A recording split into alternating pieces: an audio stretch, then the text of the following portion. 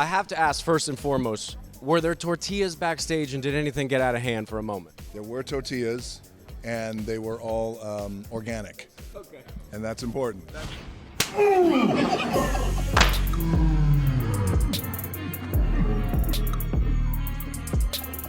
So what I do now, because I lost, but yet I won in a good way, the tortilla challenge against Kevin, I carry tortillas with me everywhere I go, in case somebody wants some smoke.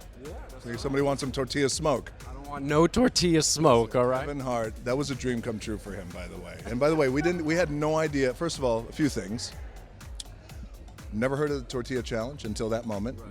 Our day was done, and our VP of social came up and she said, "Hey, there's a challenge. You want to do a tortilla challenge?" She told us what it was. I said, "Sure, let's do it." Never thinking that I was going to lose and get the slapped out of me with a tortilla. It was a lot of fun, though. It was a dream come true for him. What do your kiddos think of you doing that, hopping on trends and stuff like that? Do they think it's funny, or they're like, "Dad, you're too old for that"? No, I mean, they're 6 and 4, so they don't know. And my 20-year-old, she's kicking ass and doing her thing. So, but it was a lot of fun. Try it. You have not played it, have you? No. And I have a 7-year-old, but he punches like a mule kicking downhill, so I don't want any of it. Do it. Get some. Talk about Black Adam real quick. We got to see Black Adam come out in the costume, followed by The Rock coming out to talk about it. It was a magical experience in Hall H, and I really felt like it meant something to you in this cast. Thank you, man. I appreciate that. It was a moment, because coming back here to Comic-Con Hall H. And I've been doing this dance for some time throughout my career, and coming to Comic-Con, bringing a lot of movies to Comic-Con. You hope the crowd likes it. You never know. But the dream has always been to come to Comic-Con and represent a superhero, represent a DC movie. I was a DC kid growing up. Now I'm still a DC kid. Now as a man, but no. So that was a real dream come true. And to be there, Hall H, 6,000 people. Everyone going crazy, and the goal was, if we're going to go, and again, this has been like a 20-plus year dream, so if we're going to go, let's make it special.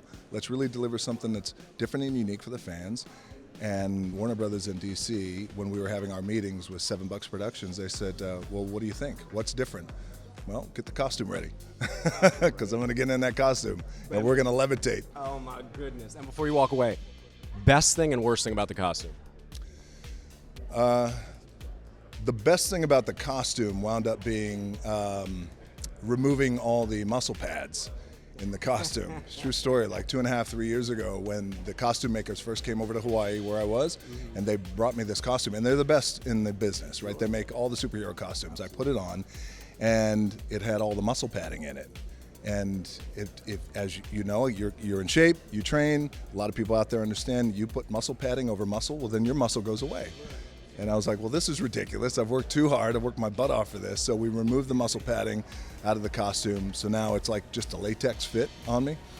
And so that was the best part. And the worst part, not a worst part, man. Not a worst part.